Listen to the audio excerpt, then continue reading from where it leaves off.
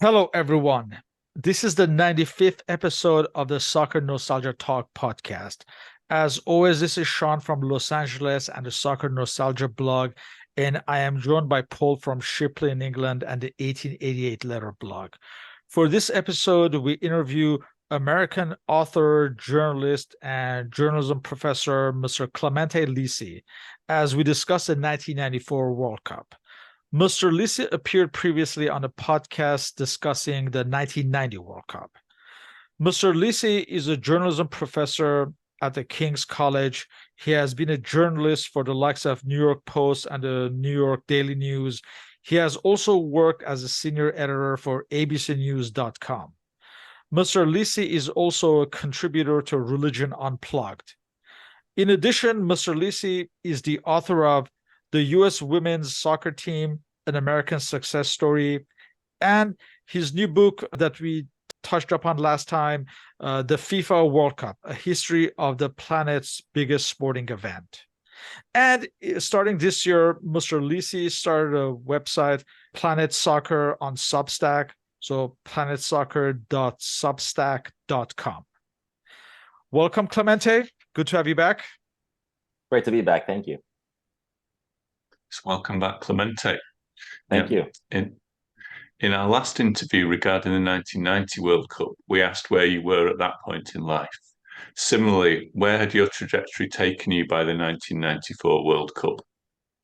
Yeah, so 4 years later, I had completed my freshman year in college. I attended Fordham University in New York City at the time. I was just beginning to take those first steps towards what would be my journalism career. I remember it being an exciting time. The modern era that we live in today with technology, the internet was just starting to become a reality in our daily lives. It was at the very early steps. So now 29 years later, a lot of the first things that we learned in those years have become a daily part of our lives, like cell phones, and the internet was becoming a bigger deal. And I will say that in terms of growing soccer in the United States, the internet was a major contributor in addition to hosting the World Cup in 94. Now, this World Cup was taking place in the United States at a time between the collapse of the NASL, the North American Soccer League, and before the launch of the MLS. For all intents and purposes, and again, we somewhat touched up on this last time, soccer was non-existent in this country, save for the Spanish language television and anyone lucky enough to get the Rai feed for the Italian league. Can you paint a picture of this reality? Yeah, so you're right. It wasn't much different than 1990. The landscape had not changed that much. A few things had happened in the lead up to the World Cup because the United States was hosting it. That became an excuse to make soccer more available somehow. So the previous year at the 1993 U.S. Cup, for example, which was a tournament that was created to get the United States to play some competitive matches, ABC broadcast the U.S.-Germany game, for example. And that was the first time a U.S. men's national team game was broadcast on free television in English, commercial-free, for example. So there were a couple of milestones happening in terms of television market. The game ended 4-3 for Germany. And I remember at the time, the big talking point was, well, people got to see 7 goals. That was a big deal. Because the biggest knock against soccer at the time was that it was low scoring and it was boring, and that Americans would not gravitate towards the sport. So it was a good commercial for the game. I remember that Sunday afternoon.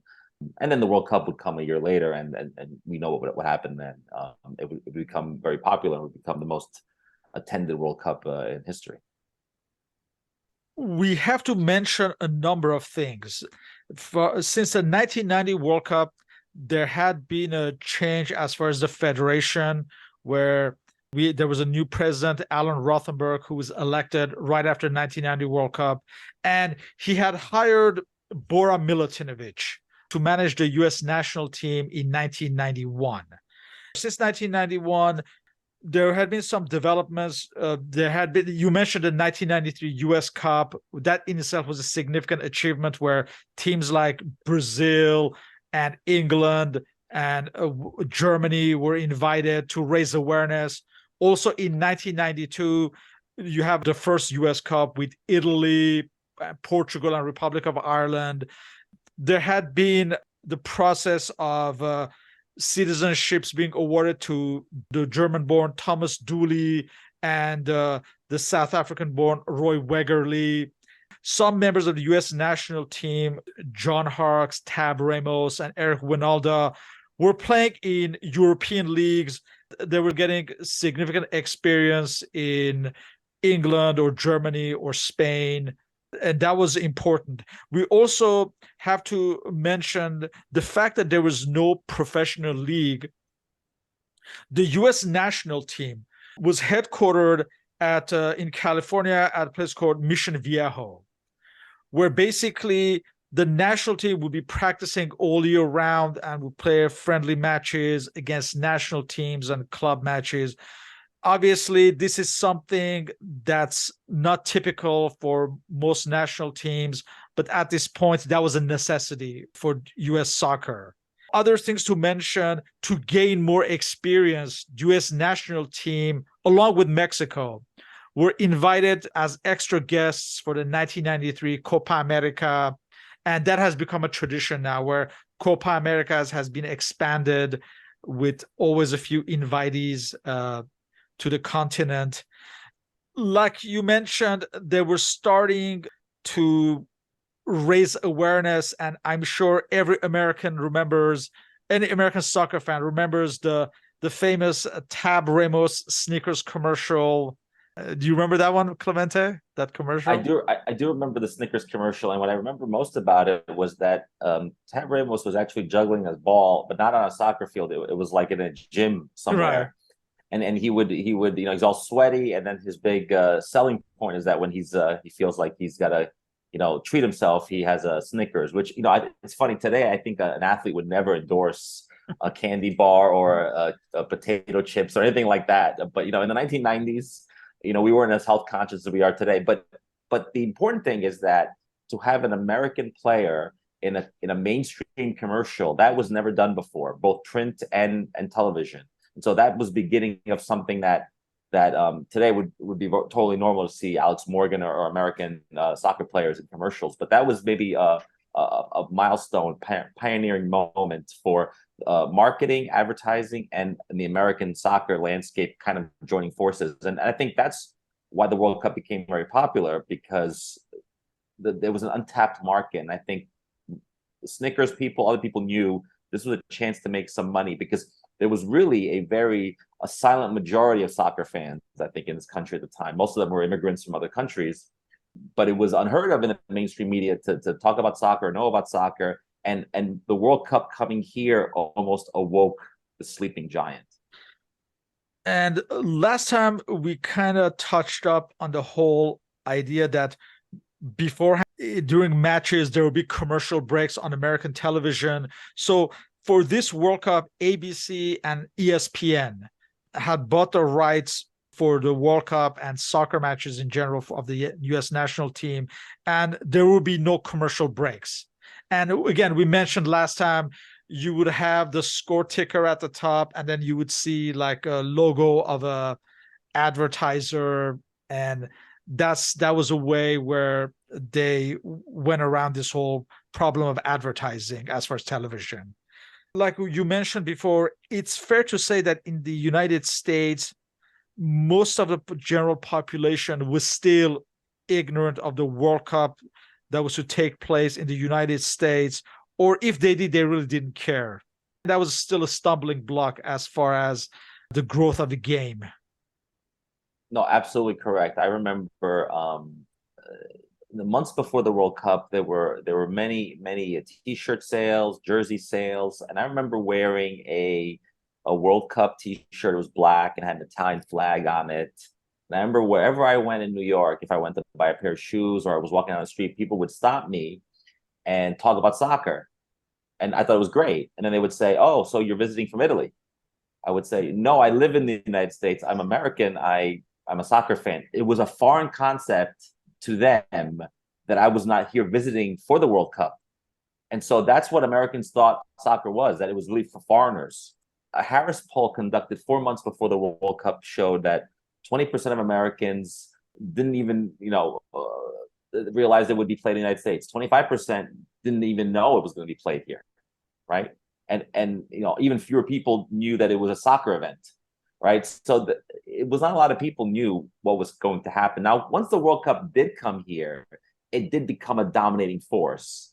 But all the polling ahead of time showed that very few people were interested or cared about the World Cup because they were just not used to seeing the World Cup. And this forced it on them because it was here, and it became a big deal. In our last interview, we discussed the fall of the Berlin Wall as a key geopolitical event that affected the 1990 World Cup. Afterwards, in 1991, there was a coup in the Soviet Union that led to its breakup into the different nations. The civil war in Yugoslavia in 1991 led to the ban of that national team from international football and also the breakup of that country.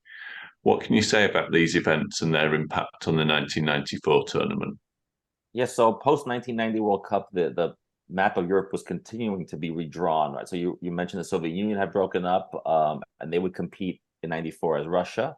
A brutal civil war in Yugoslavia led to the ban, which then coincided with the 1992 European Championship. Their last-minute replacement would be Denmark, who then would go on to shock the world by winning the tournament. And then it should be noted that Czechoslovakia dissolved in 1993 in the middle of qualifying. They would be then known as a representation of Czechs and Slovaks. They would fail to qualify for the finals, but there was still movement going on in Europe in terms of national teams and allegiances, and that would settle down only after the World Cup and lead up to 98. But in the middle of qualifying, there had been a lot of different twists and turns. The most notable, I would think, would be Yugoslavia's civil war, because Yugoslavia had been a fairly good team with a good youth movement. And we'll never know whether if Yugoslavia competed as a unified nation in that decade, if they would be able to compete at a European Championship or at a World Cup level. We'll never know that. We did discover years later that Croatia would be a good team, and they still are a good team. And so that's the ramifications politically then would be witnessed on the field, and we saw that in 94. So let's discuss the novelties and notable absences in this particular World Cup. Right. So this was the first World Cup since World War II in which none of the four United Kingdom home nations would play. So no England, no Scotland, Northern Ireland, or Wales did not qualify. England finished third behind Norway and the Netherlands in Group 2. So we should point that out. They missed out on the tournament after finishing fourth in 1990, and 1990 was a great tournament for them. What did that mean for the rest of us? It meant we were deprived of Alan Shearer, David Platt, Paul Gascoigne, all these great players. It was almost like a lost generation that we didn't see at the World Cup level. The other notable country that did not qualify would be France. For a second consecutive World Cup, they failed to reach the finals. It should be noted that they had already been chosen to host the 98 World Cup. So they also missed out. And so no Jean-Pierre Papin, who had won the Ballon d'Or in 91, we should point out. No Eric Cantona, who became famous for making Manchester United one of the dominant teams in the 1990s. And the Premier League was just emerging at the time under the new name Premier League after being rebranded. So we didn't see any of that. I mentioned Denmark, who won the Euros. The Euro winner doesn't always qualify for the World Cup, and Denmark did not qualify, failing to make it. So no Laudrup brothers, Michael and Brian, we missed out on them at the World Cup. And in South America, we missed out on Uruguay, two-time World Cup champion. They failed to qualify, of course, famous for featuring Enzo Francescoli. Other young players at the time, Ruben Sosa would be someone that would have been missed at the World Cup level. They finished third in Group B in South America behind Brazil and surprise side Bolivia, which I'm sure we'll talk about more in the podcast. They qualified for the first time. You already mentioned that Russia participated for the first time as an independent nation. There was a mutiny of their players against their manager Pavel Sadirin. As a result, some of the players boycotted the national team, and this included the likes of Andrei Kanchelskis and Igor Shalimov, among others. You mentioned Bolivia, who defeated Brazil in La Paz. At the time, that was a big deal because that was Brazil's first ever loss in a World Cup qualifier. Greece somewhat benefited from Yugoslavia's absence to qualify for the World Cup. I believe this was their first ever participation, if I'm not mistaken, for That's Greece. correct. Yeah. Yeah. That's correct. Yeah. As well as Nigeria, who would become a World Cup regular from the African continent, and Saudi Arabia. Right. We have to mention that a nation like Switzerland, who finished ahead of Italy to qualify for a World Cup, this was their first participation since 1966. They were managed by Englishman Roy Hodgson. And also Norway, this was their first participation since 1938. They came ahead in a group that included the Netherlands and England that you mentioned. And also, as far as Germany, this was the first time that they participated as Germany and not West Germany for the first time since 1938 as well. Right.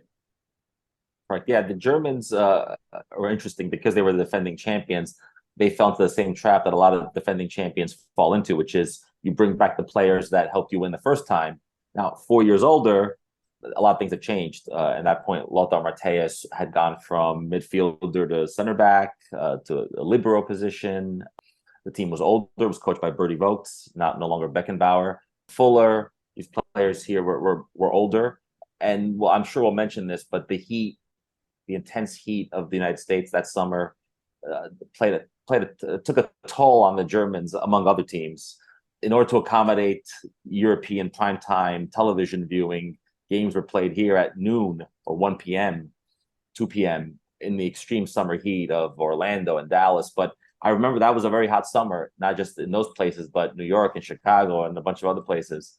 And many players had complained about that, including Diego Maradona and a bunch of other players. But that was the first time we were seeing where the collision between the rights and the health of the players versus the marketing and the business side of the game came into a collision course. Obviously, the money part won. No surprise, right? It involves FIFA.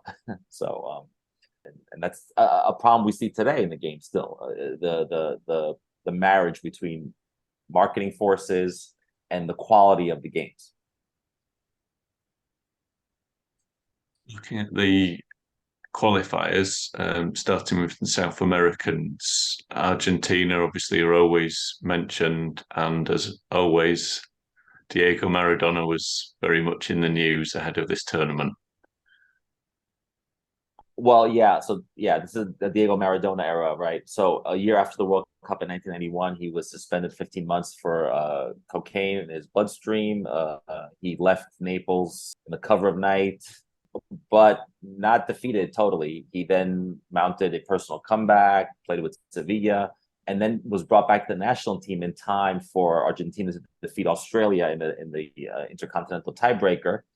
And then they reached the finals in the United States, the World Cup, with a very good team. With Claudio Caniggia was still a very good player, and with at the time a new player named Gabriel Batistuta, who would go on to become one of the best goal scorers of the 90s.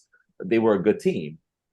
But as you know, with Argentina, with Maradona, Maradona would make news at the World Cup, of course, again, and be suspended for a second time, and this time ending his career and really annihilating any chance of Argentina getting anywhere in the tournament as a result. And like Argentina, Brazil had also had a change of management after an experiment with Falcao following the 1990 World Cup. They were now under Carlos Alberto Pereira and regarded as a more defensive team than the previous generations that we remember from 1982 and 86. But they had a star player in Romario, who was really emerging at Barcelona as a great player. A very young Ronaldo in the squad to gain experience. And the other South American qualifiers, Colombia, maybe regarded as one of the outsiders for the tournament, had beaten Argentina 5-0 in Buenos Aires. Faustino Asprilla also emerging in Italy. And the first-time qualifiers, Bolivia. What was the feeling of the other South American contenders? Yes, so you mentioned Brazil, which, the 1982 Brazil team may be regarded as maybe the greatest team at a World Cup not to win the World Cup.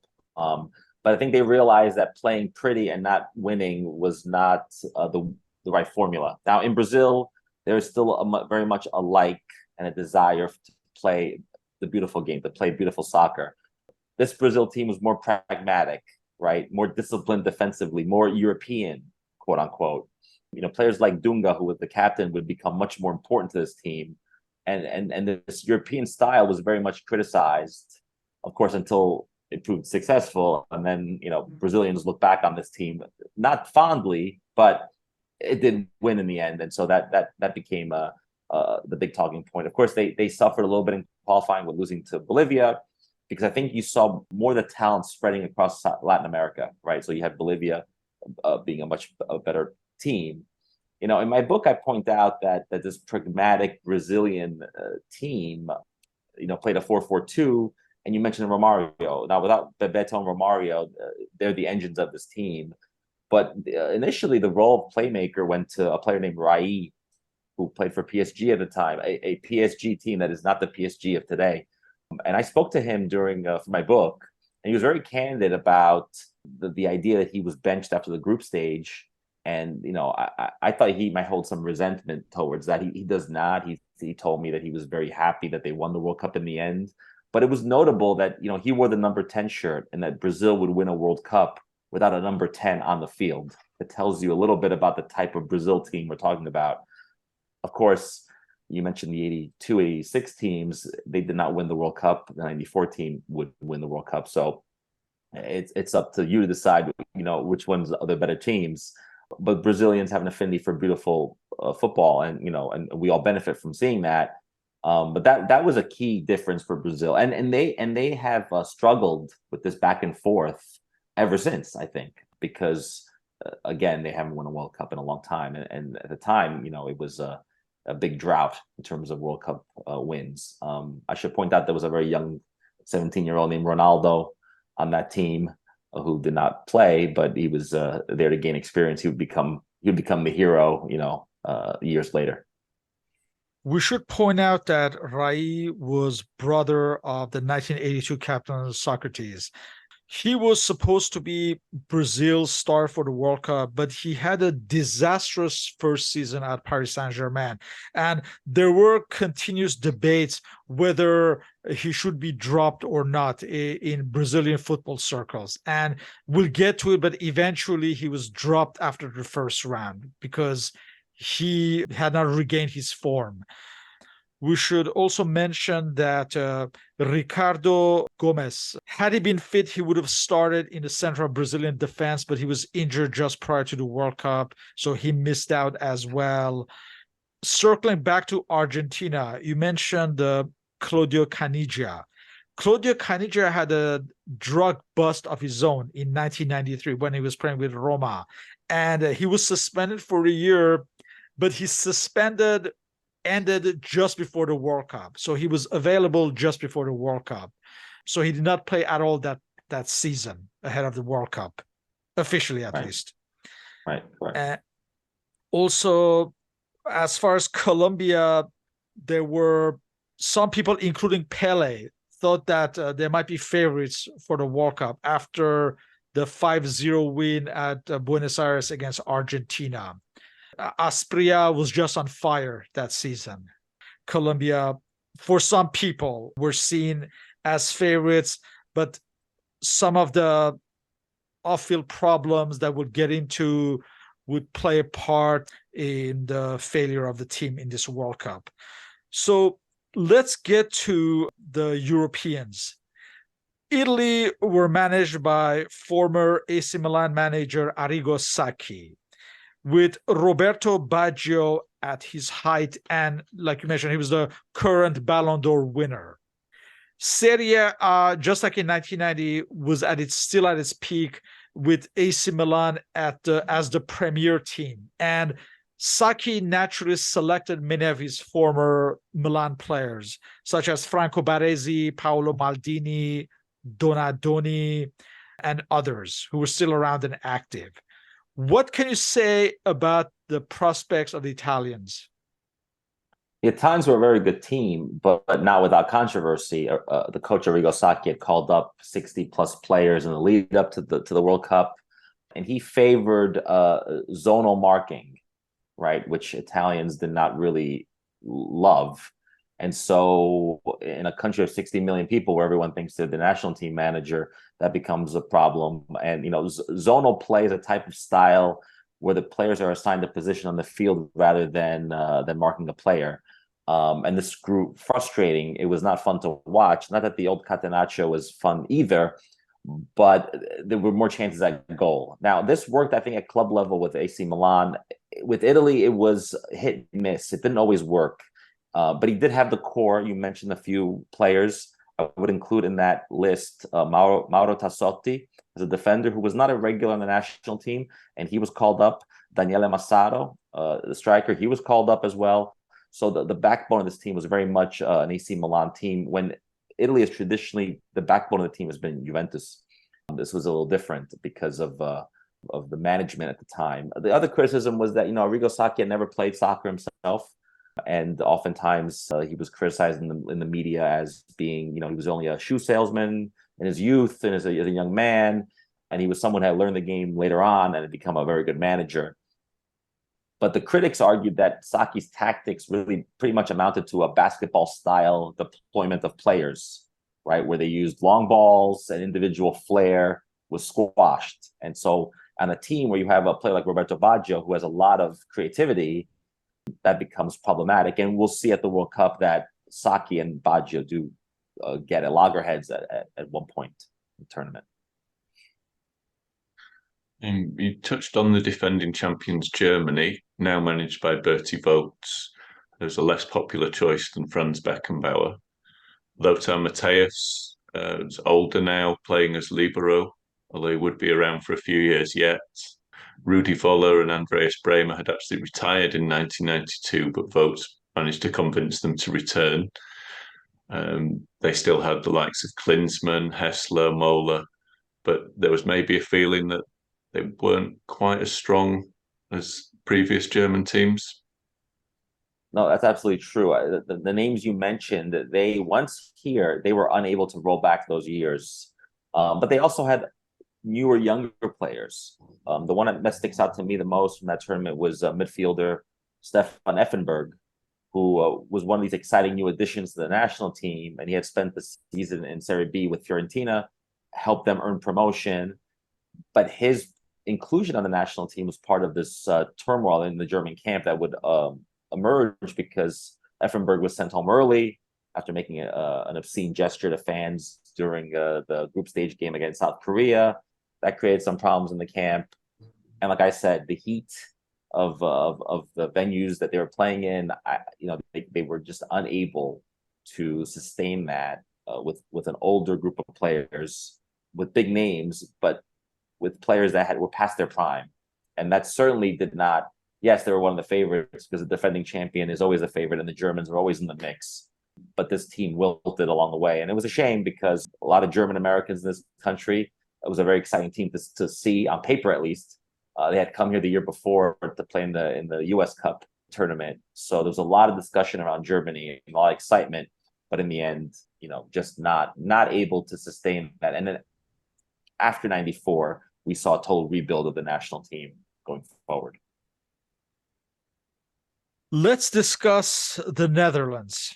As always, there was drama off the field. Let's discuss.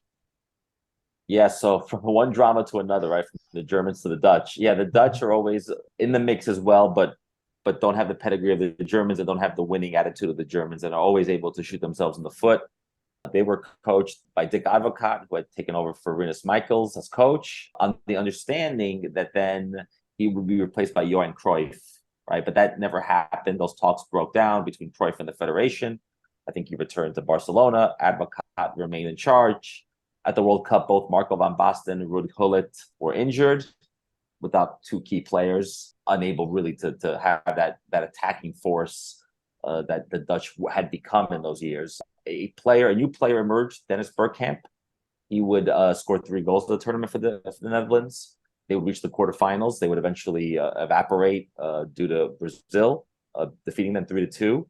But again, turmoil in the camp, injuries, and we should point out that Van Basten injury would end his career at the age of 32, which remains to this day one of the biggest black eyes on the sport. That a striker with that kind of talent, once in a generation type of talent, would be unable to play past an older age, where he certainly would have been able to win more, I think, at both club and country level. And we saw changes after that in terms of refereeing. At the time, the referees favored the defenders. Now there's much more being done to protect the strikers against the defenders. And we have to remember that the defenders at the time were very tough, right? Franco Baresi, for example, if you went toe-to-toe with him, you would not often come out on the other end if you were a striker. Diego Maradona was the same way, fouled obscene amounts of times in major games and not getting the calls. So that really what in a nutshell is how you can describe the Dutch at this tournament. To put things in perspective, Marco van Basten had not played since the 1993 Champions League final. So that entire season he had not. In fact, he would not play again, and ultimately would retire in 1995. Ruud Gullit, he had initially left the national team, but that season, if you remember, he had an excellent season at Sampdoria. He came back to the national team and he went to the national team camp, but something happened there. And there was that famous press conference where he's sitting with Dick Advocaat, and basically Dick Advocaat is the only one talking. Ruud Gullit just his head, down, and for unspecified reasons, he quit the national team at the camp. I guess we'll never really know why. And incidentally, when this happened, Marco van Basten suggested that he would replace Ruud Gullit in the lineup. But AC Milan hierarchy immediately nixed this idea, as Van Basten was still injured and recuperating. Like you said, all drama on and off the field, for the Dutch, as always. Sure. So moving on to the start of this tournament, the opening match of the 1990 World Cup had the memorable upset Argentina-Cameroon. 1994 began with the game between Germany and Bolivia, and a return to type, really, with a less inspiring game, a 1-0 win to Germany. What are your memories of that game and the opening ceremony for the tournament? Yeah, so Jurgen Klinsmann's goal decided that game. Not an super exciting game, as you mentioned. The opening ceremony might have been more exciting. Famous for Diana Ross's missed, penalty kick that she took, and very much an opening ceremony that was very American. A lot, almost like a Super Bowl halftime show type of glitz glamour. Bill Clinton was there, who was a president at the time, and I remember it being a very colorful event, but in the middle of the day. It was very hot in Chicago. I do remember that. And I remember it was one of those days where I was in New York and it was very hot in New York. So I can only imagine what it was like to be on the field level. Those are my major memories of it. And the game being forgettable. For a tournament that would go on to be fairly good, it was not a great opening game for sure. Yeah, sending off of Marco Etcheverry. He wasn't on the field very long, I don't think. And I remember it being it felt a little bit harsh at the time. Yeah, so we should point out that the referees prior to the tournament had been told to be much tougher on players for fouling and other things. So Marco Etcheverry became a casualty of that early on. Gianfranco Zola would become a casualty later in the tournament of very severe officiating. But this had been the order from FIFA and from within to really crack down on fouling, but almost to the other extreme. And I agree that the sending off of Etcheverry seemed unfair at the time, and he was on the field very briefly. Let's start with the hosts group, the United States. They were grouped with Switzerland, Romania, and Colombia. And we mentioned Colombia were initially seen as the favorites, but things did not turn out as expected. No, not at all. This became a much more exciting group. Of course, there was a lot of excitement around this because the United States was the host. And up until that point in history, the host nation had never failed to get out of the group stage. So the bar had been the U.S. must get out of the group stage. That was the minimum set by Bor Milutinovic at the start of the tournament. And it seemed doable to finish potentially second, right, to Colombia. That was the fear. The U.S. tied the first game against Switzerland. Beautiful Eric Winalda free kick tied the game. Eric Winalda had been sick the night before with flu-like symptoms, but had managed to play anyway. They played in the Silver Dome. First time a World Cup game was played indoors. They had to import the grass for that game. It was a historic moment. It was something that was new, and excitement around that. The U.S. game against Colombia has now become famous, right? The U.S. wins that game, dominates at the Rose Bowl, but it's much more remembered for 9 days later for the execution of Colombian defender Andres Escobar, because he had scored an own goal and then was killed at a nightclub on his return to Colombia, which was a tragedy, a real tragedy, and that many of the American players afterwards felt terrible about, because they had contributed to it in some way on the field by competing with Colombia. But obviously, with the narco trafficking and the drug money that had fueled a lot of the Colombian game in those years, I guess it's not much of a surprise, but it remains one of those big tragic moments in World Cup history, and almost marred, I would say, the group stage. Not quite, but almost. And the U.S. would then advance out of the group, where they would end up meeting Brazil on July 4th in the round of 16. We should mention that it was around during the World Cup where Alexi Lalas became a personality because of his, I guess, his eccentric stature. I believe around this time he was a guest on the Tonight Show with Jay Leno. Was it before the World Cup or during the World Cup? I don't exactly remember. Yeah. But he was becoming famous, and obviously later on he would be transferred to the Serie A at Padova for the following season. Well, he was one of those players. I should point out, Lalas is one of those players that would get what's called the World Cup bump, which is a good performance at the World Cup gets you attention, and he would become the first American to play in Serie A during the post-war years. So he made history by playing for Padova.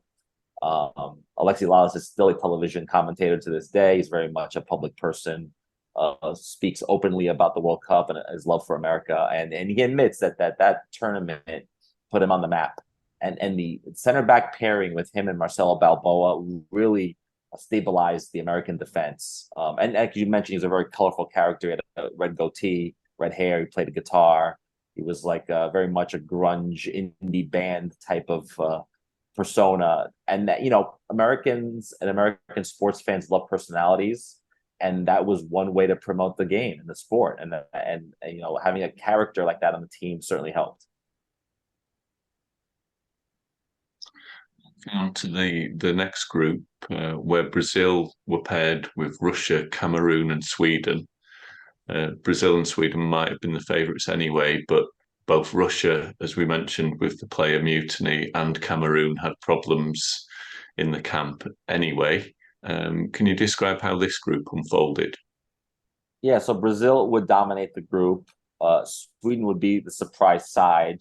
Ultimately, you mentioned Russia. They were in disarray because they were missing at least 7 of their players. I wouldn't call it so much a B team, but close. And Cameroon, just not enough there. The 1990 magic was gone. But surprisingly enough, one of the most exciting games from this group was the Cameroon-Russia game, where Roger Milla would score, right, and become the oldest player to score at the World Cup at the age of 42, still with those hips swaying, I might add. And then you had Oleg Salenko, who would score 5 goals. He would ultimately become joint top scorer because of those 5 goals, along with Hristo Stoichkov, in what was a very exciting game. But ultimately, Brazil won the group because they were going to win the group. They were the best team. But Sweden really impressed with players like Kenneth Anderson, for example. They were in really good form, and proved that along the way, because they would end up going very far in the tournament as well. Defending champions Germany, we discussed their opening match. They were in a group with Bolivia, Spain, and South Korea. What do you remember from this group?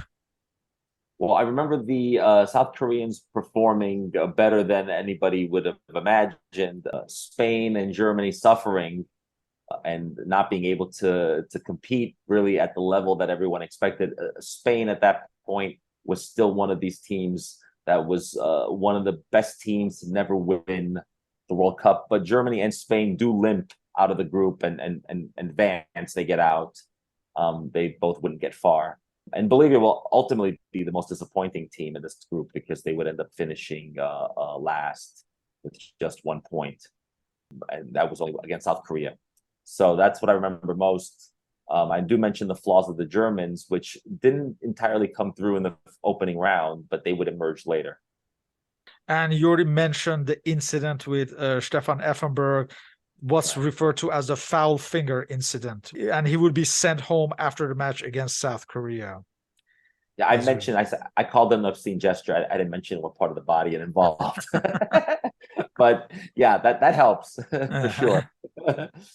And you can go on YouTube and probably find it. So, and then we move on to the group featuring Argentina, paired with Bulgaria, Nigeria, and Greece. And this actually turned out to be quite a dramatic group. This turned out to be a dramatic group because we should remind the listeners that the best third place teams would also advance. So there was always a bit of a little room for error, if you will, not much, but a little bit. Ultimately, Nigeria, Bulgaria, and Argentina would finish tied all at 6 points, right? So goal differential would decide the 1, 2, 3.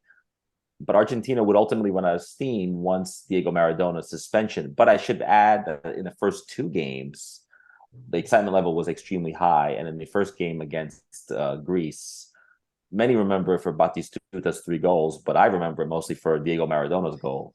And then the shouting to the camera. And I will admit that I did a little shouting of my own in my living room because as a Napoli fan, you never stop rooting for Diego Maradona. So I remember being very happy for him because this was the comeback, the big comeback, right? Before we knew that it would be the fall, but it was the big comeback. The greatest player in the world is back. And it was very exciting. And I think the Argentines are very excited about the prospects because Caniggia and Batistuta were both scoring. And that's what they needed. And then with this shock, with him failing the drug test, Argentina lost the final game against Bulgaria. I should point out that Bulgaria was a team that was one of the big surprise sides, and Hristo Stoichkov really emerged as one of the better players of the tournament ultimately. And like I said, a 3-way tie for first, probably the most exciting group at this tournament for sure. And astonishingly, Bulgaria's win over Greece was their first ever in a World Cup. I don't remember how many times that participated before, but they had never won a single match before. Yeah, and I don't want to underplay the fact also that Nigeria was very good in this group. This group was so good that I could almost leave Nigeria off, and I shouldn't do that because Nigeria would then, they would ultimately win the group, and then they would give Italy fits in the knockout stage later on. So let's get to Italy's group. They were with Republic of Ireland, Norway, and Mexico. Again, a lot of drama in this group. This was the group of death. This was the toughest group at the World Cup. Italy got the worst draw that you could get. Now, they were paired to play in New York at Giant Stadium, which almost felt like a home advantage for them. Nobody told Italy that New York has a lot of Irish fans as well, and so that first game almost seemed like you were in Dublin more than you were in Rome. And Ireland's shock win 1-0 in the opener that put Italy their backs to the wall immediately. Now, a lot of people were making comparisons to 1982, where Italy played 3 games in the group stage, 3 draws, and then would win the World Cup. Right, Paolo Rossi would catch fire later on. The analogy was starting to build. Maybe Italy would limp out of the group, and then a player like Roberto Baggio would catch fire later on. The idea was that Italy is a slow starter. Now, in a group with 4 fairly good teams, three very good teams in addition, there was very little room for error there. And I remember in the Norway game, that game dragged on and on and on, and a 10-man Italy then emerged victorious when a goal from the other Baggio, Dino Baggio, no relation, got them the winner. But the goalie, Gianluca Pagliuca, had been red carded. First time a goalie had been red carded at a World Cup, and then had to be and then a decision had to be made, and that decision was to take Roberto Baggio off the field. And to this day, his expression, his if you speak Italian, you read lips, he was not too happy. And then ultimately, Italy would get out of the group as the third best team in the group, which would mean playing a tougher team in the knockout stage. Okay, the group would ultimately be won by Mexico. Ireland would finish second, Italy third. I should point out that all four teams ended tied on points, and goal differential made the difference in what was a very low scoring group to begin with. This was the kind of group where you didn't know which three teams were emerging until really the final whistle of the final match day. A couple of things to point out. Franco Baresi was also injured in the match against Norway, and he would be out until the final. And in the meantime, Paolo Maldini would shift to play as a sweeper to cover for Baresi. We have the famous John Aldridge reaction when he's being subbed on against Mexico, where he had to wait for a number of minutes, and after a while he just lost it against the official. That match was also played in under scorching heat, if you remember. Yeah, I remember. I think the field conditions were like 102 degrees Fahrenheit, which is about 38, 39 Celsius. And I do remember that was the first World Cup where the fourth official had been brought in. I do remember John Aldridge being very upset with the fourth official who was supposed to be in charge of the substitutions. No, those are all a lot of interesting moments from that group for sure. And we should mention that Mexican striker Hugo Sanchez, he was the only player to have been present in the 1978 World Cup. At this point, I believe he was 34 years old. So in 1970, I believe he was like 18 years old. The Real Madrid legend. Right. So moving on to another group that was quite closely contested, the one with the Netherlands. They were in with Belgium, Morocco, and Saudi Arabia. Yeah, so this is another group where the Saudis overachieved. The Netherlands and Belgium were favored, obviously, to advance. Spoiler alert, they all finish. Netherlands, Saudi Arabia, and Belgium all finished tied at 6 points. Saudi Arabia played the role of spoiler. They only managed to lose the Netherlands 2-1, but they beat Morocco, and then they stunned Belgium on the final match day. Probably one of the greatest goals ever scored at a World Cup by Said Al-Warain, who scored a goal very much like Maradona's goal in '86 against England. I always argue that this goal is underappreciated because of who scored it. If this goal had been scored by Maradona, Dennis Bergkamp, or somebody else, people will be talking about it to this day, and it's often a forgotten goal, but probably a contender for goal of the century, along with the famous Maradona goal against England in '86, and a fantastic goal. Another group that I would say the Europeans mismanaged because of the heat. A lot of these games were played in Orlando, very hot conditions there as well. And the Belgian and the Dutch just really not acclimating to the weather and the conditions. Now, it's not unusual for the European teams to struggle in the American continent, right? Up until that point, I think the only teams to have won a World Cup at that point outside their continent was Brazil when they won in '58 in Sweden. But otherwise, the Europeans never were managed to win in the Americas. And this group was an example of that. And you had the Saudis that were probably used to the heat. And at the time, I want to say that scouting wasn't what it is today. We can just pull up YouTube and watch videos of every national team in the world. At the time, you had to get videotape. You had to travel. One of the biggest innovations in soccer was in history was the VCR. But for soccer, it became an opportunity to get tapes of players. And one has to wonder really how much homework Belgium and Netherlands were able to do against the Saudis that were basically a mysterious team to most of the planet with a roster that was entirely domestic. it's interesting because now we talk about the Saudis being very, very much involved in soccer in the game financially, but at the time, not at all. And so this was a complete shock, really, to most. And they took their chances and they got out of the group. Netherlands and Belgium did ultimately emerge out of the group as well. They would have problems later on. So now we get to the second round. And the most talked about match was the United States against Brazil on July 4th. Yeah, so the marketing people could not have planned this better. Not that they did, but it couldn't have worked out better to have Independence Day, July 4th, the United States playing Brazil, and Brazil's iconic. Americans know Brazil because of Pelé. A game that was pretty much controversial. Leonardo was red carded after a terrible elbow to the face to Tab Ramos, who fell to the ground. The U.S.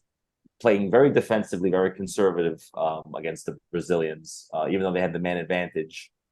Ultimately, the Brazilians find a way to win this game. The class came through in the end. Bebeto scoring the winning goal about 20 minutes from the end. But ultimately, at the final whistle, it was a celebration for the Americans. They had come out of the group. They had played well. And it was a good sign for the future for American soccer that so many people in this country were gravitating towards the national team. They had helped build some excitement. And ultimately, losing to Brazil 1-0 was nothing to be ashamed of at all. And I remember that game being exciting, fun at times, frustrating, but also people were proud of this team. And the work they had done, the 3 years leading up to the World Cup, had paid off. And I want to say that most people have good memories of it, and I think most of the players do as well.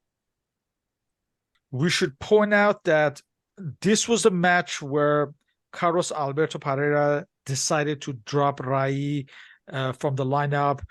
You'd have Mazinho to replace him in midfield, and Dunga would become Brazil's captain from this match going forward. The other matches, we have the Romania-Argentina match and the brilliant performance by Dumitrescu, who would earn a transfer to Tottenham after the World Cup. The Holland versus Ireland match and the error by Pakiboner on Wim Jong's shot. This was more or less the end of the road for the Jackie Charlton generation. You kind of mentioned Nigeria, Italy, where Italy were on the ropes, but Baggio would come to life and turn things around for Italy, as well as the kind of somewhat harsh Gianfranco Zola sending off. It's a shame that we did not get to see more of Zola because he had an excellent season that season with Parma. But Baggio was always going to start in that position. As far as the other matches, Germany defeated Belgium. Mexico and Bulgaria, we have a penalty kick shootout with Bulgaria winning, and Sweden eliminating Saudi Arabia. Moving on to the quarterfinals, there was another set of interesting matches. What stood out for you, Clemente, in the quarterfinals? Yeah, for me, what stood out the most would be the Italy game. Italy once again, struggling, making it interesting, and then ultimately having a Roberto Baggio goal 2 minutes from the end off of Giuseppe Signori, brilliant pass on a breakaway to win the game. At this point, the Italians felt they had momentum in their favor. At this point, the subplot of Italy starting slow and then building and then having a player have a breakout moment like Paolo Rossi did in '82, having Roberto Baggio be that player, seemed to be coming true. And he scored the winning goal. And, the Italians were starting to believe that they could actually win this World Cup. And after that terrible group stage, they looked really good. I also do remember Mauro Tassotti's elbow to Luis Enrique's face, which probably would have been a penalty kick. It was not given. Tassotti would end up getting a 6-game ban. He would never play for the national team again anyway. But those were some of the memories of that game. Luis Enrique coached Spain up until recently, and he is still asked about that incident to this day. So that's the kind of thing that will follow him around for the rest of his life. And that stood out the most out of the quartet. The other one would be Brazil. Brazil versus Netherlands being two heavyweights clashing, but the Brazilians finding a way to win. Of course, Romario and Bebeto scoring, and then Branco getting the winning goal. 9 minutes from the end. It was another one of these games that was like a boxing match to see who would outlast the other. Let's not forget the Bulgarians. They stunned Germany at Giant Stadium. Stoichkov with the first goal. 2 goals in the span of 3-4 minutes, and the Bulgarians knock out Germany. And then Romania and Sweden, 2 surprise teams. And I remember that game going to penalty kicks after an exciting 2-2 draw. Sweden, of course, getting through. And of course, the memorable Thomas Brolin goal and the free kick routine. That was something that we seldom see, like a routine working to perfection. Right. Yeah. So let's discuss the semifinals. We have Italy versus Bulgaria and Brazil versus Sweden. Yeah, the Italians were favored, even though the Bulgarians looked very good and Stoichkov looked very good. But the 2 Baggio goals in the first 25 minutes of the game pretty much put the game away.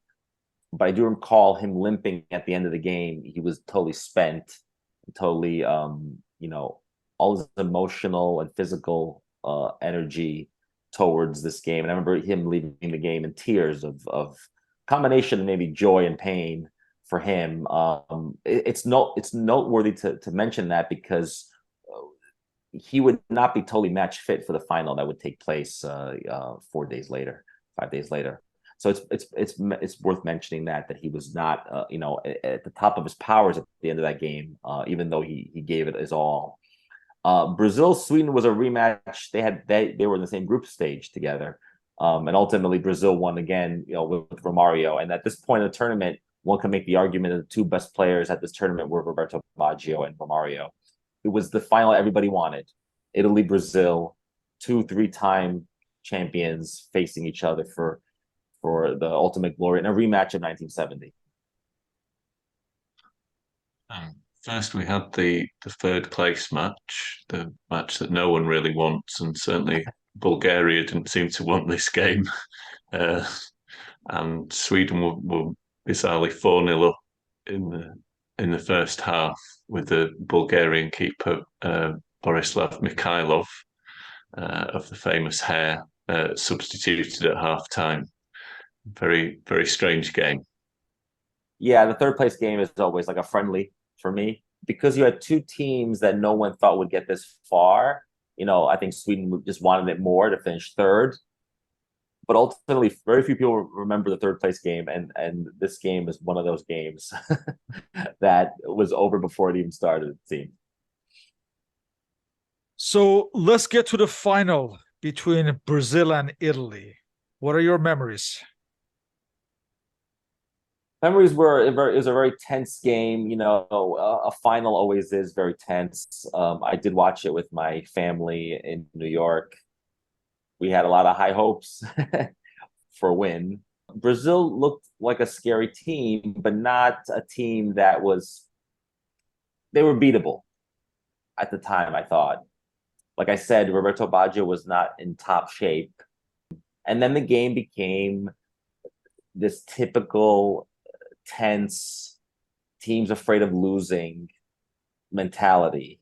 And so what ended up happening was this game would go on to become a marathon, right? Of missed chances and close shots. And, Brazil even hit, famously, a ball went off the post into Payuca's hands, and Payuca kissed the goalpost with his hand because he was so relieved at the time. It should be noted that Franco Baresi had a major operation and was able to come back basically 28 days later to play in a final, which should be commended to this day for his toughness.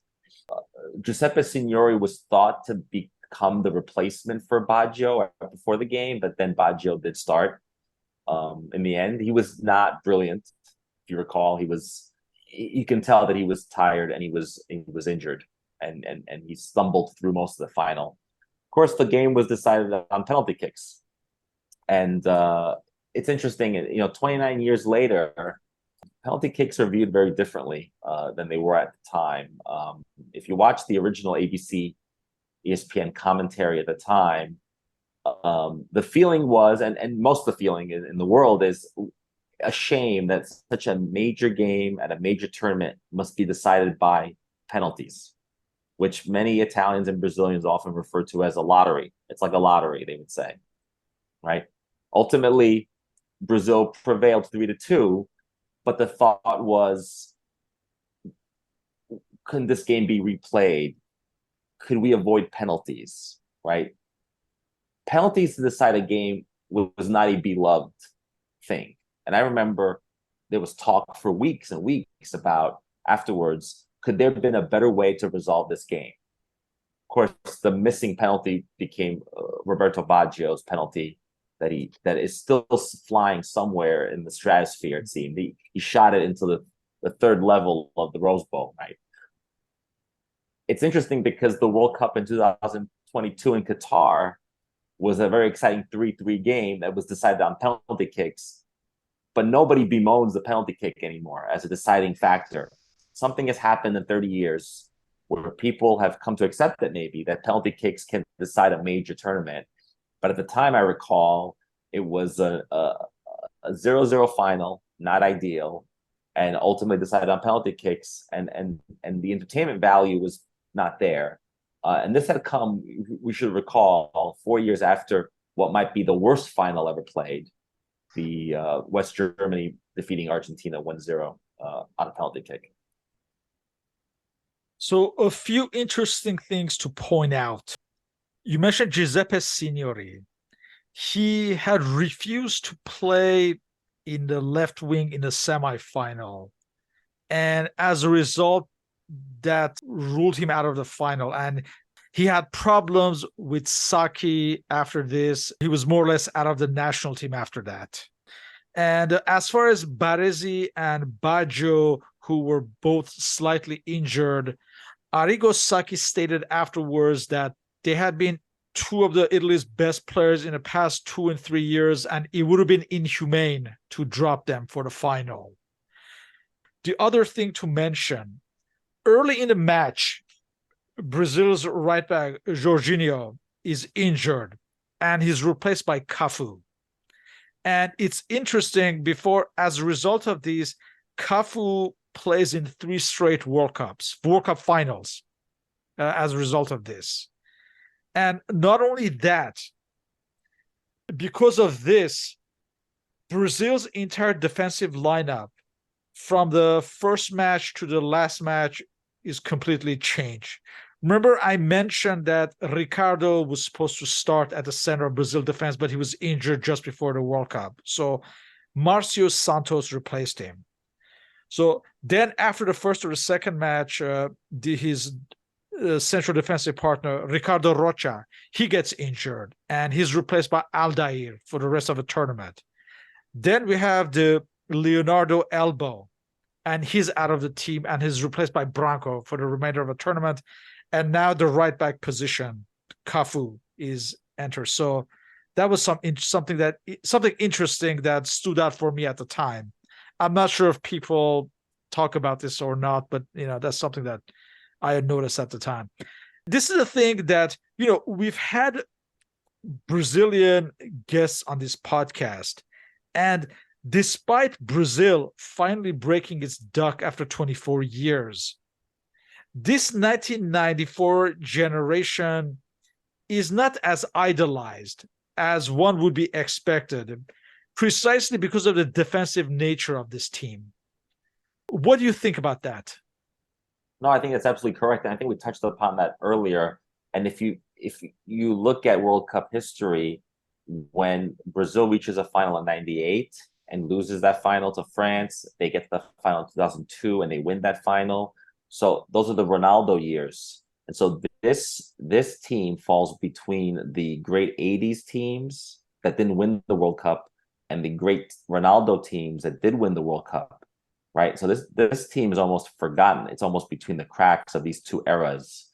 And it's not looked upon fondly. I think a lot of Brazilians are not inspired by these players, even though I think Romario is probably one of the greatest Brazilian players of all time.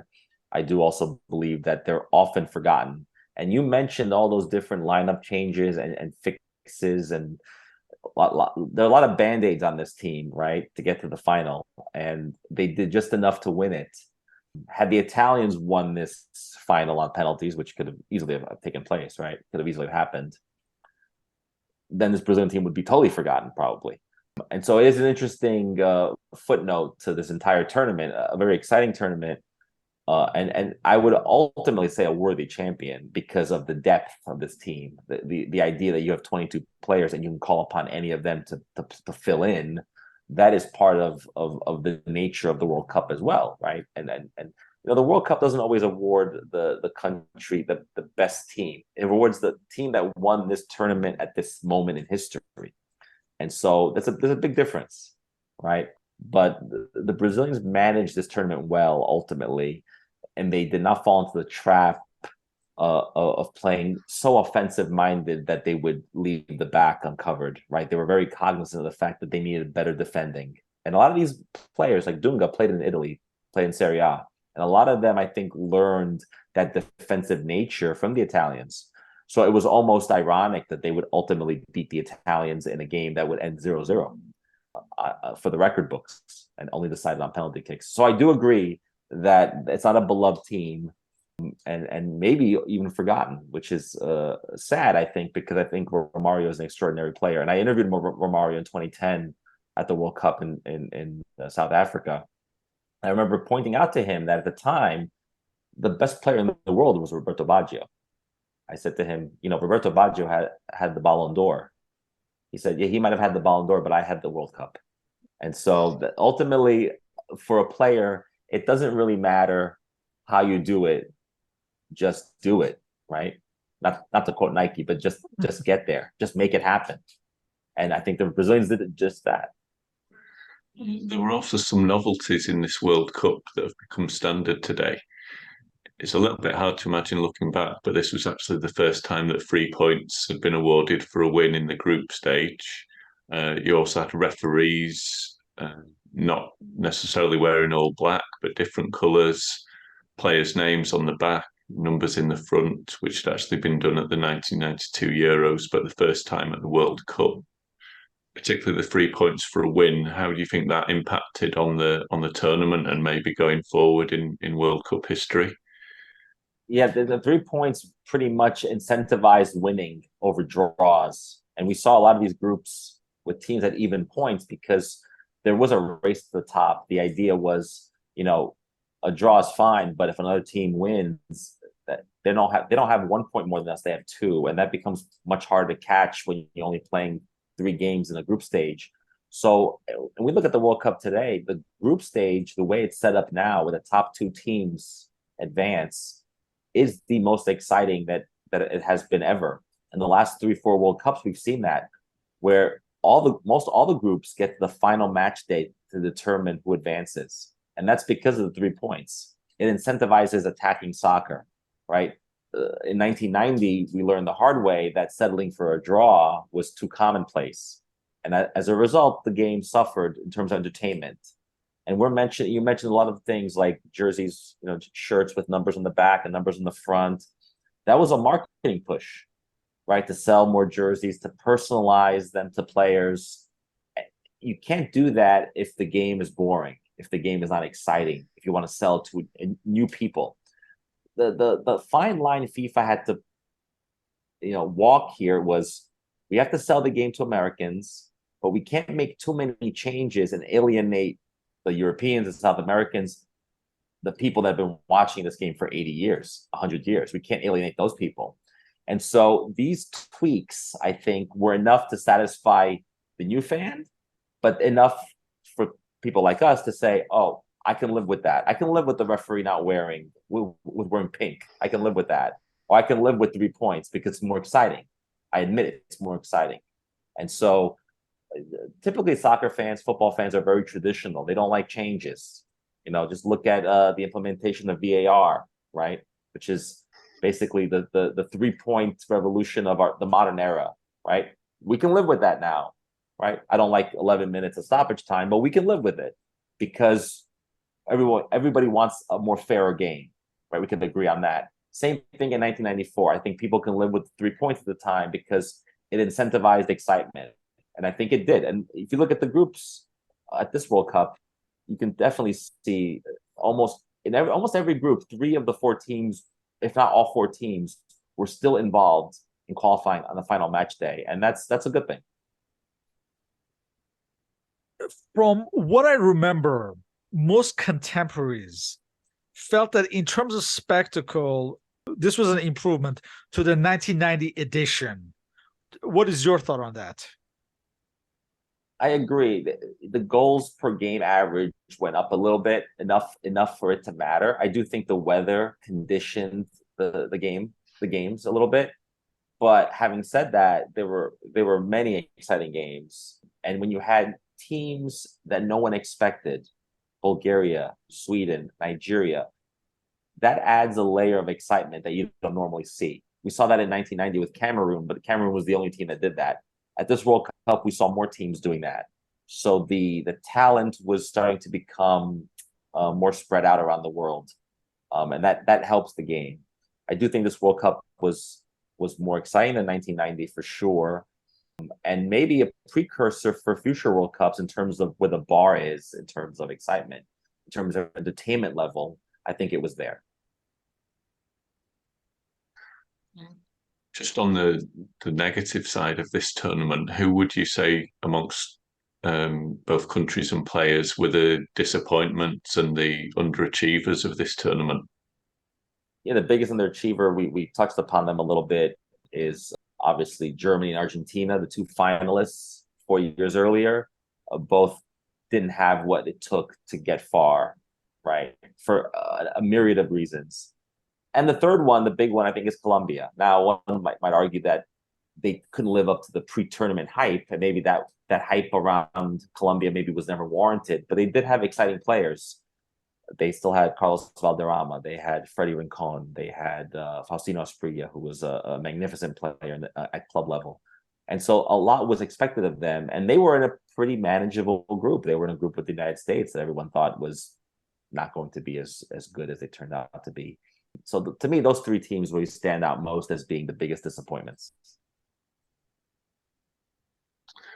We've mentioned as going into the tournament as captain of Brazil and number 10, maybe a bit disappointment.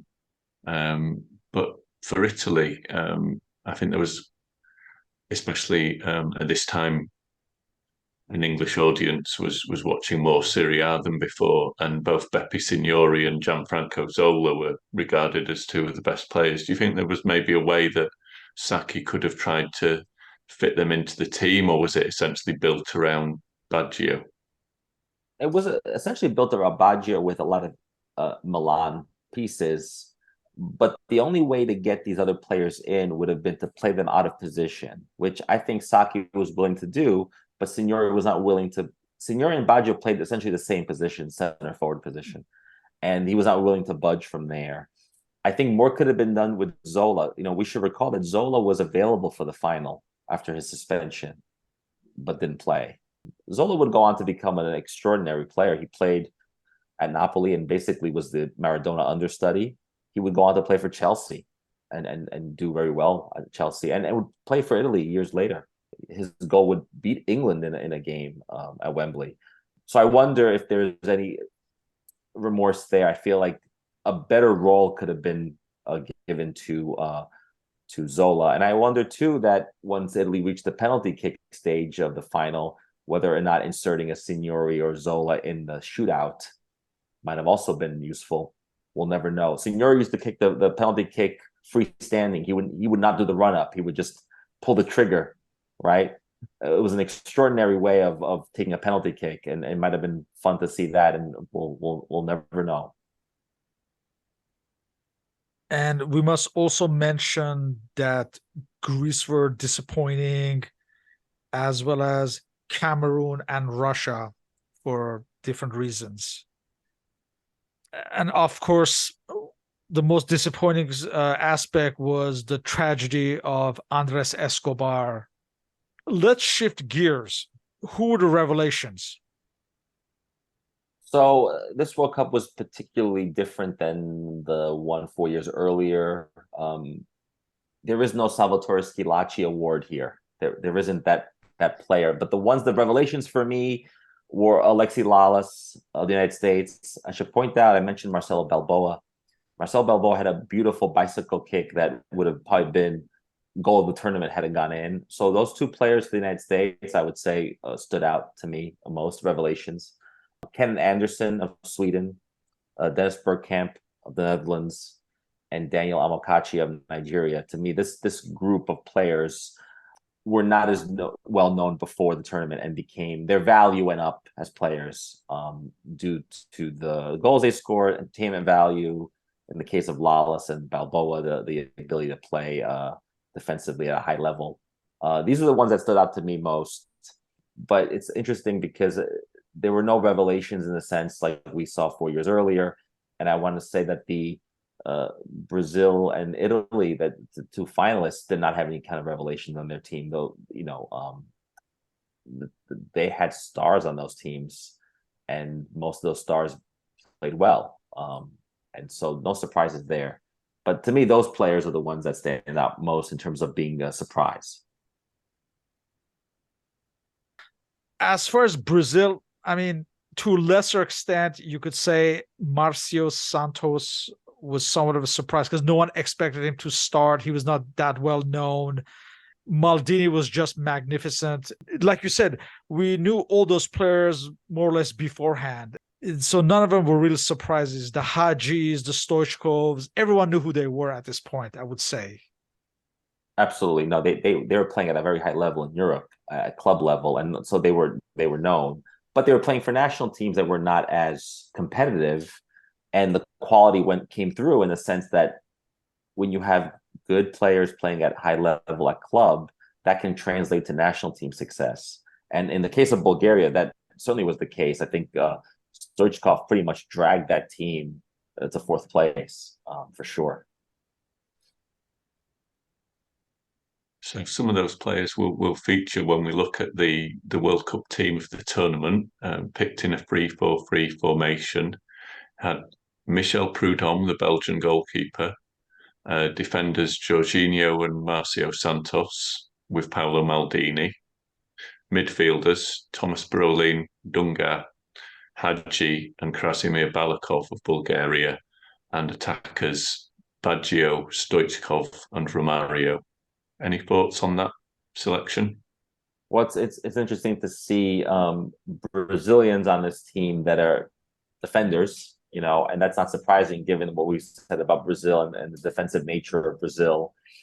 In the goalkeeper position, Prudhomme had a very good World Cup, but one could make the argument that Taffarel, maybe not as tested throughout the tournament, but turned out to be very good.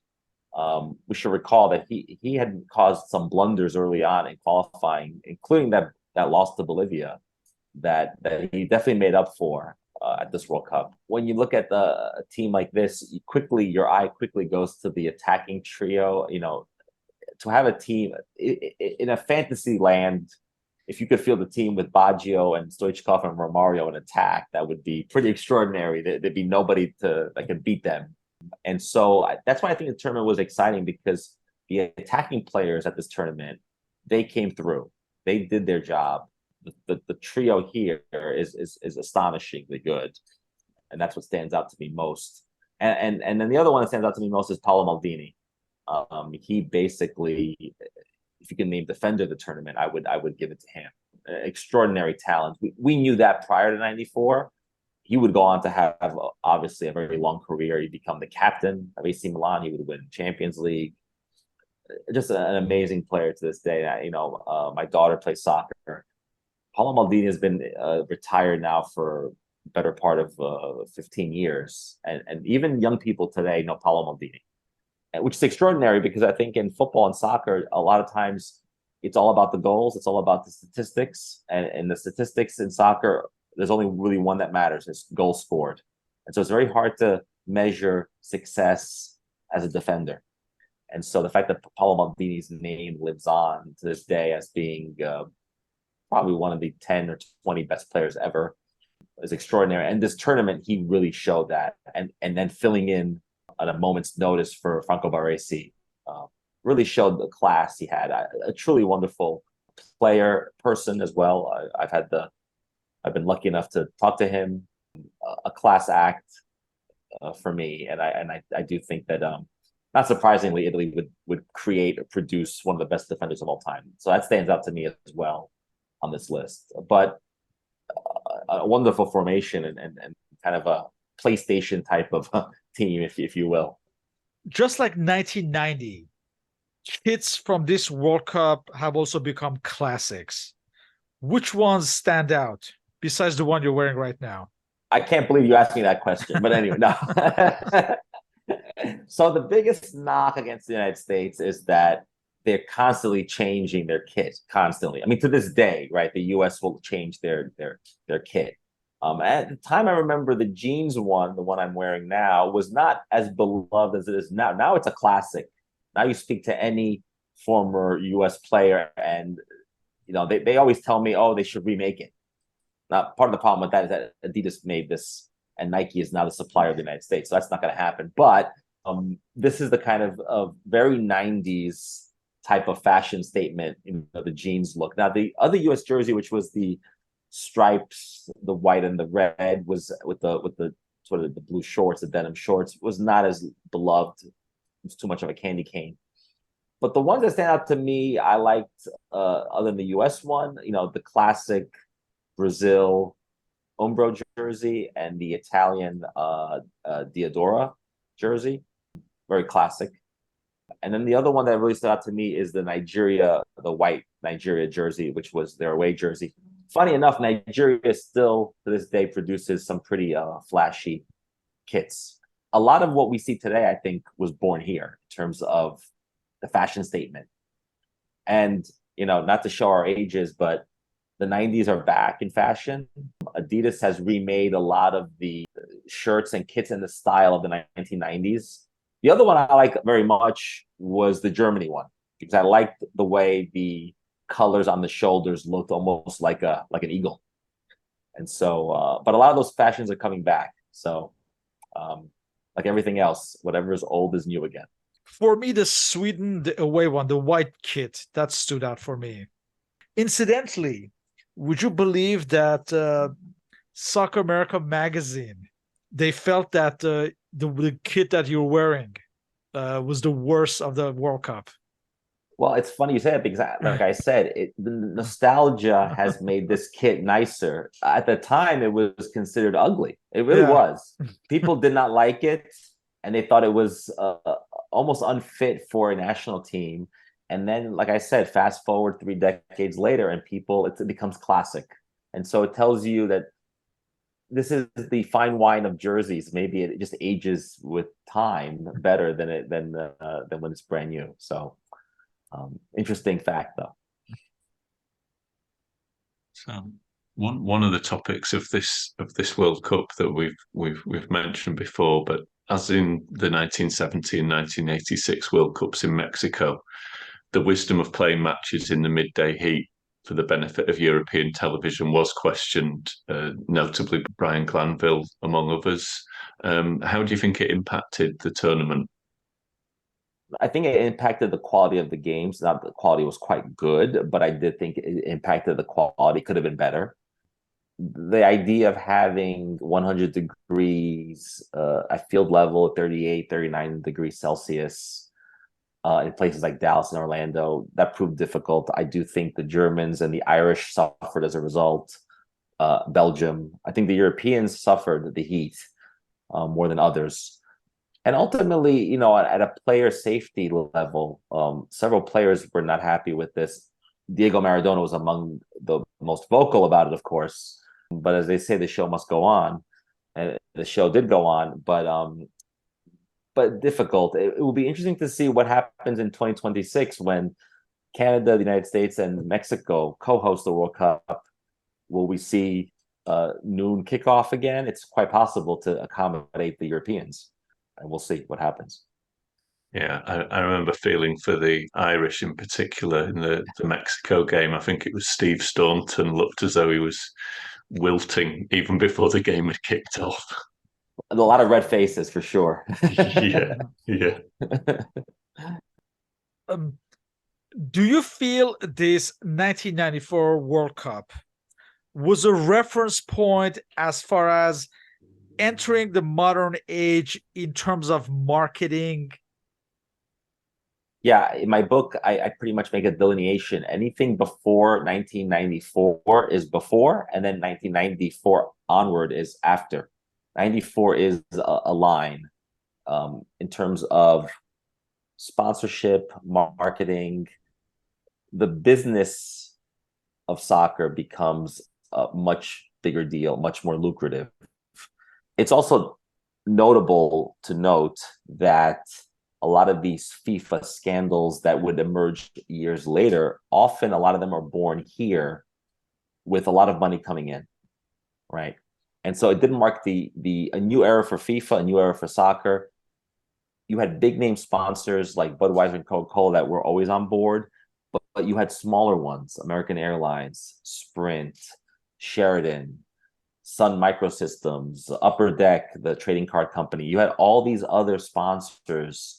They all wanted a piece of this. And you see that today with the World Cup in Qatar, the World Cup in Russia. Many, many more sponsors and advertisers being involved in the game. There's a lot more money now than ever before. And it's all because of a shift that occurred in the 1990s. It was already happening with the Premier League. It was happening with the Champions League. And now you see it at the World Cup level. And I definitely think there was a delineation, a line that was crossed, like I said, before USA 94 and then after USA 94. And if bringing the World Cup to America was meant as a trial balloon to see whether or not a sport could be brought to a new continent and money be made, especially in the United States, where marketing, advertising, communications is at a top level.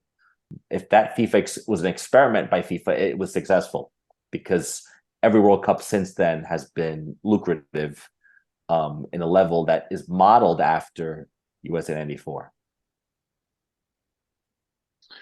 In terms of broadcasting, what are your thoughts on the coverage by the domestic stations? And was that also another major change from what had gone before? Yeah, so we've talked at length here about the strangeness of American soccer broadcasting at the time in terms of Spanish language coverage, and then you had English language on ABC, ESPN. I will note that at the time it might have been commercial free, but there were still commercials, advertisements in the corner under the clock, because American advertisers still wanted to monetize the World Cup somehow, right? But the other thing that was noteworthy from the television coverage is that a lot of it featured explanation of rules.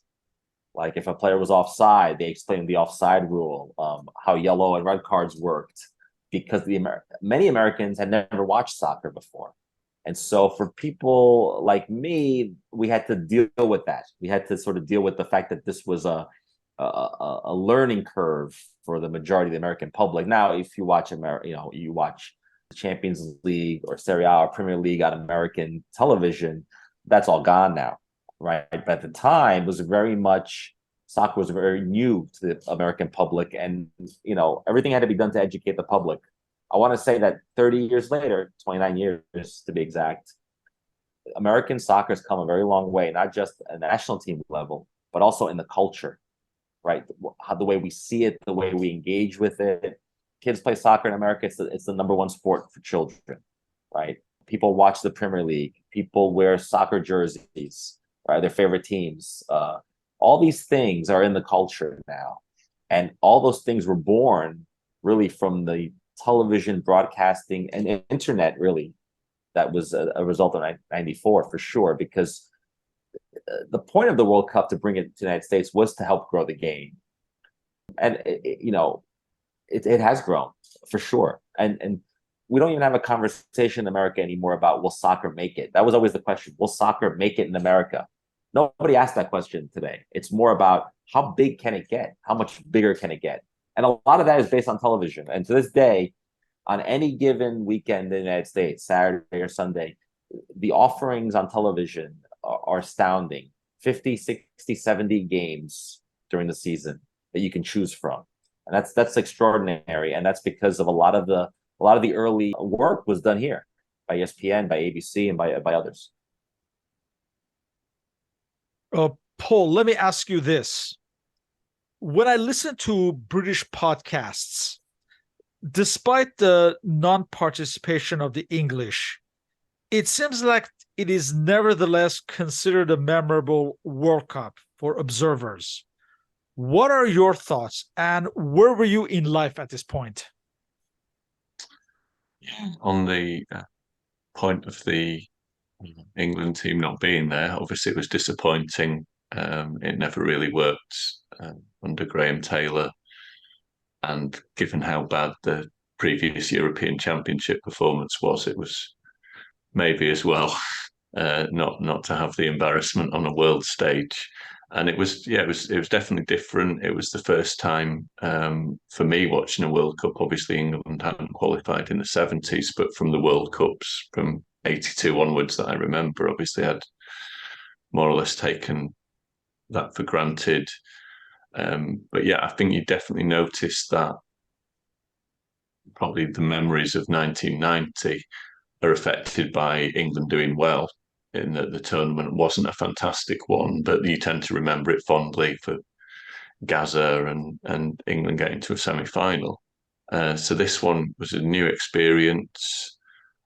I was at university at the time. I watched some of the opening games there in halls of residence. I remember particularly the indoor game, the games that were played in Detroit, being very strange, watching 11-side football played indoors.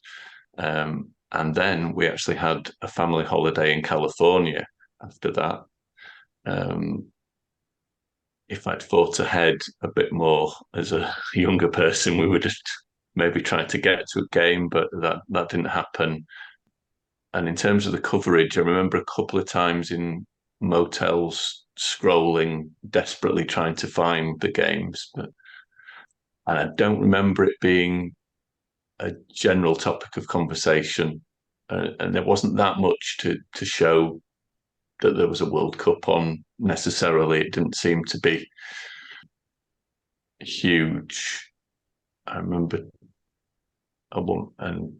trying to persuade my mum that our travels should coincide with games, and I think it was maybe Germany, Bulgaria that we missed the first half that I wasn't happy about. But other than that, it was quite memorable watching the games. I remember watching Romania against Argentina with my aunt and uncle, who are not soccer people at all, and they really enjoyed that game. I think that was testimony to the quality of that game. They actually seemed to really appreciate that. That was definitely one of the games of the tournament for me. And then we must have returned definitely in time for the final, which I watched at home. And I think, as we've touched on, it was just a little bit of a disappointment after what had been a really exciting tournament, that the final was a bit of a letdown. And again, I wonder if that was influenced by the heat, playing in Pasadena in the middle of the day, Baggio carrying an injury. It was just a little bit of a letdown, I think, after the quality of the tournament that we'd seen beforehand. But we must also ask, Sean, where you were during this tournament and what your main memories are. I was 21 years old. I was in college in New Jersey. I wish I could say I had many friends that followed soccer like me, but I was the only one. All my American friends liked the traditional American sports, gridiron football, baseball, basketball. So all I had was basically, like I said, the snippets of soccer on TV and Soccer America magazine.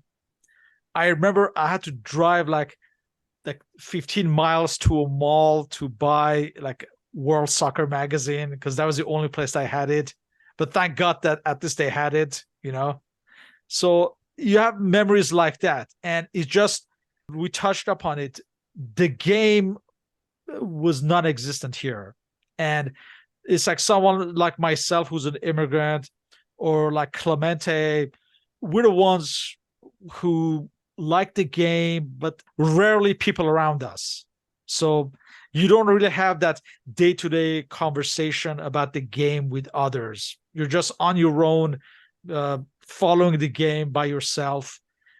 Yeah, things have changed as far as what's on TV, or sometimes people who you not think of are showing an interest to the game. At least it's part of the conversations more than it was before. As far as the matches, I got to watch some of the matches on TV. At this point, I'm fully immersed in the game. I've been following it for, more than a decade now, since the 1982 World Cup. So I know all the players. I thought it was a better World Cup than 1990.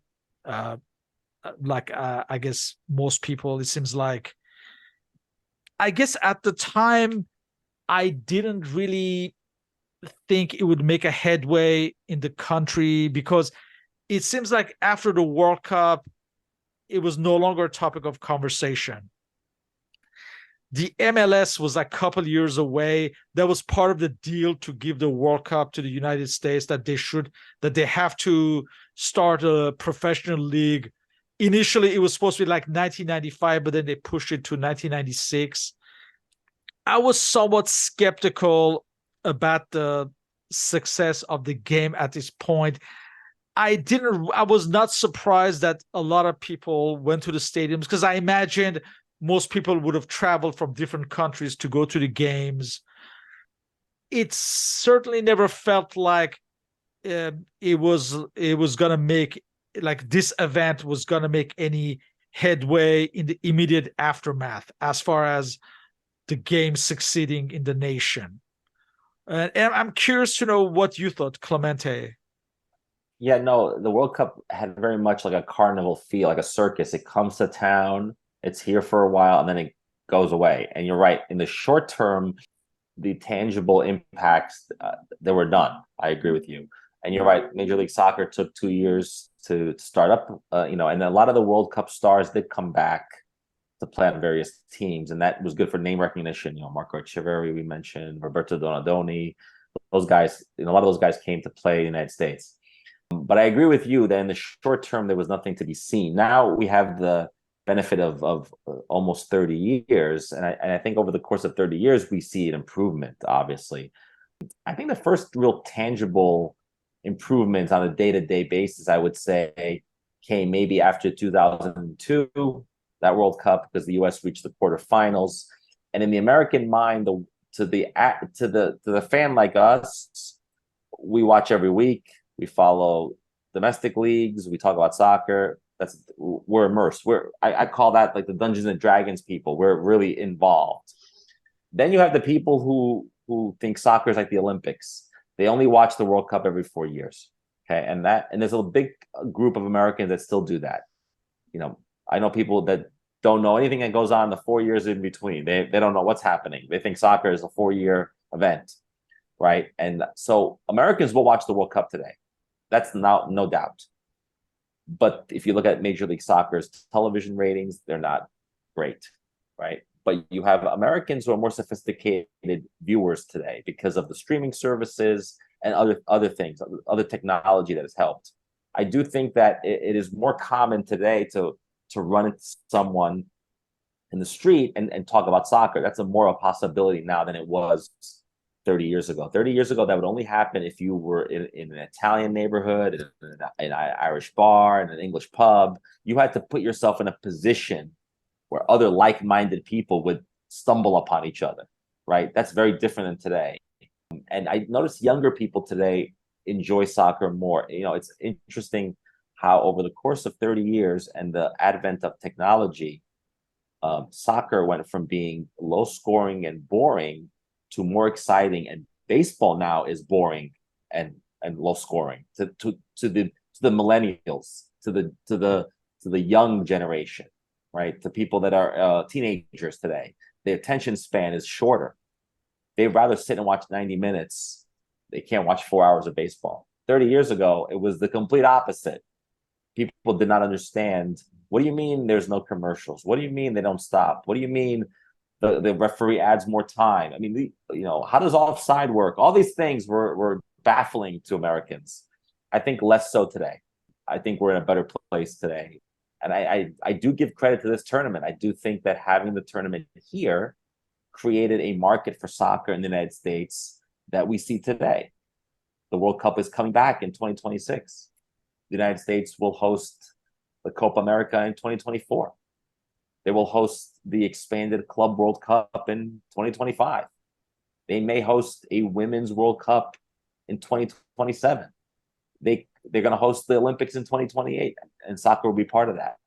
That's an extraordinary amount of games and willingness on the part of FIFA and others to give the United States entree into these major tournaments. And we benefit from that, from being here, because it exposes young people to the sport. An interesting story, as a side note, a very young boy attended one of the U.S. games at the Rose Bowl during the World Cup. And that young boy was Landon Donovan, right? Who was not a soccer fan, right? But he grew to love soccer, was exposed to it, and then would go on to become one of the best American players ever in the 15 years later. So this is the kind of thing that I think helps sow the seeds. So I'm very positive about this World Cup for that reason. I mean, there are negatives, obviously, but I do think it exposed a population and a market to a game that previously was really just relegated to what used to be referred to at the time in a very derogatory way, I would say, to ethnic fans, to the Germans, the Italians, the Brazilians, the Africans, right? Not American, right? And today that's not the case at all. And that's I think, as a development and as a legacy of this tournament, for sure. As you did in 1990, did you visit Italy this time as well, following the World Cup? I did. My family and I went to Italy. It must have been towards the end of July, so not much after the final. So like in 1990, there was a lot of disappointment, of course, and a lot of arguing. And in Italy, it's day to day, at street corner, everybody is involved, right? The complete opposite of the United States in terms of the soccer IQ, right? And everything was second guessing Arrigo Sacchi. Baggio should have sat in the final. They should have brought this player in. They should have done this. They should have done that. A lot of second guessing. And the other big argument was penalty kicks are unfair, right? I remember at the time reconciling with the idea that penalty kicks may not be fair, but they're only a way to resolve a game. If penalty kicks are so awful, so dreadful, then you try to score in the 120 minutes, right? In the 90 minutes, you have a chance to win this game, right? But we mentioned the factors, the heat, the fatigue, 30 days of playing, injuries, all these things are factors into why the final was not the best it could be. But the argument being penalty kicks are unfair. Now, I always like to play devil's advocate. I would always say, well, what if Italy had won this World Cup on penalties? We wouldn't say that. We wouldn't say that penalties are unfair, right? The Brazilians might be saying that, right? So you have to reconcile that notion. I think as Italians, we reconcile that notion. And the World Cup has a way of evening itself out. It took time, but in 2006, Italy won a World Cup on penalties against France. And to me, that was evening out from this. That outcome made me feel whole again as an Italian, as a fan, to say, you know what, 94 we were unlucky, and we should recall that Italy would go on to lose on penalties in 98 to France in the knockout stage. They would be eliminated in 2002 by South Korea in extra time. So a lot of bad things would come later. But 2006 to me was the way to make this good again. And Italy won on penalty kicks, and the stigma of the penalty kicks for Italy went away, and they won a fourth championship. And so I remember the conversation that summer being very much around the fact that the penalties were unfair and that Arrigo Sacchi was just not the coach Italy needed. They needed somebody else. Now, he would stay on as coach through the 2000 to the 96 Euros, and then he would be let go after that. Of course, to this day, he remains one of the greatest club coaches of all time. And I think in hindsight, despite all the changes and the tactical miscues, I think he was ultimately a good manager for Italy. And to reach a final at a World Cup is not easy. And you have to give him credit for that.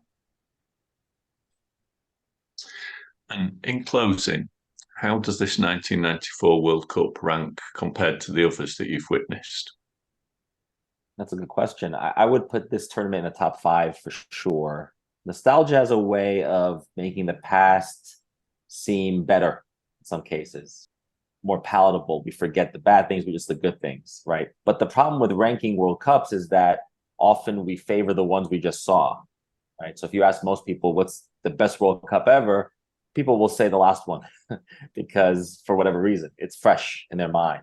I do put this one in the top 5. I do think that the changing of the rules a little bit, the 3 points for victory helped raise the goals average. It took soccer from a place that it didn't like where it was in 1990, 91. It was in a bad place in terms of entertainment value, and it got better. I still rank other World Cups higher, but I do think it's in the top 5, and it remains so for a myriad of reasons, as we talked about throughout this podcast. But I do think ultimately it's a positive World Cup, a fun World Cup, one full of drama, maybe one of the best group stages at the World Cup, particularly if you take note that the best third place teams also got through. And the World Cup would go on to expand after this is the last one with 24 nations. It would grow much bigger to 32 and now to 48. It remains to be seen whether or not we dilute the quality of the World Cup going forward, but that's another story. If that's the case, then this World Cup will definitely remain one of the most memorable for a very long time. With that, I'd like to thank you for your participation in this interview. To everyone, as always, feel free to leave questions and comments. You may contact me on my blog and on Facebook under Soccer Nostalgia. On Twitter, I'm at SP1873. Mr. Paul Whittle can be contacted on his blog, The 1888 Letter, and on Twitter, he's at 1888 Letter. You may also follow the podcast on Spotify, on Google, Apple, and Stitcher, all under Soccer Nostalgia Talk Podcast. Please leave a review, rate, and subscribe if you like the podcast. And the links to Mr. Lisi's books and his Substack link have also been included on the podcast and blog uploads. So, Clemente, thank you once more. It was a very enjoyable discussion. Thank you. Thank you. Thank you.